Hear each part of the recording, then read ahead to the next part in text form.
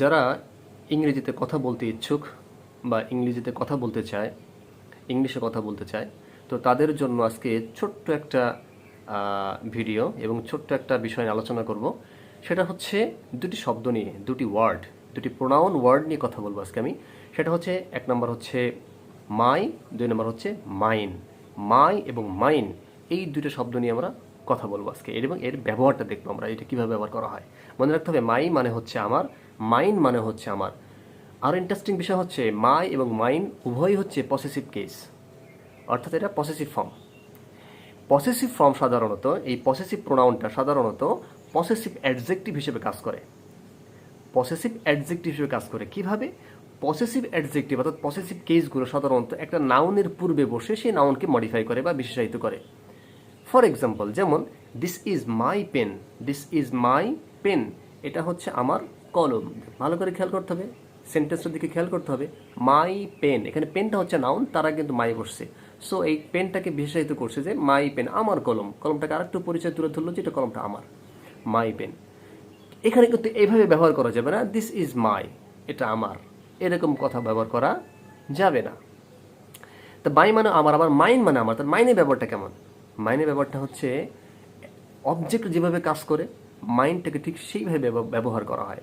For example খেয়াল করি, বলছিলাম দিস ইজ মাই পেন, এটা আমার কলম। কিন্তু কথা যদি এরকম হয় যে এটা আমার কলম না বলে যদি বলা হয় এই কলমটি আমার, তখন ব্যবহারটা কেমন হবে? ঠিক তখনই হচ্ছে মাইনের ব্যবহার।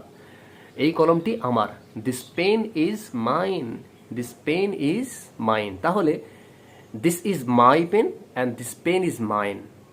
ভালো করে আমাদেরকে এই ইউজটা খেয়াল করতে হবে, ব্যবহারটা, গঠনটা খেয়াল করতে হবে, স্ট্রাকচারটা খেয়াল করতে হবে। দিস ইজ মাই পেন, পেনটা কিন্তু এখানে ছিল অবজেক্ট হিসেবে ছিল, কিন্তু এইবার যদি বলি দিস পেন ইজ মাইন, এই দিস পেন এবার কিন্তু পেনটা সাবজেক্ট হিসেবে ব্যবহৃত হয়েছে।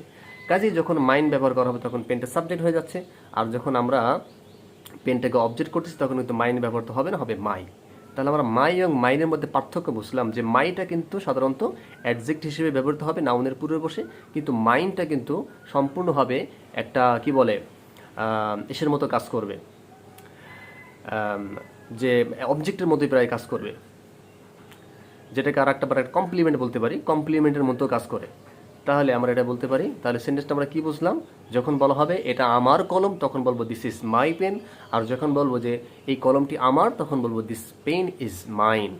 আশা করি আমরা বুঝতে পারছি যে এই মাই এবং মাইনের মধ্যে ব্যবহারের পার্থক্যটা কি।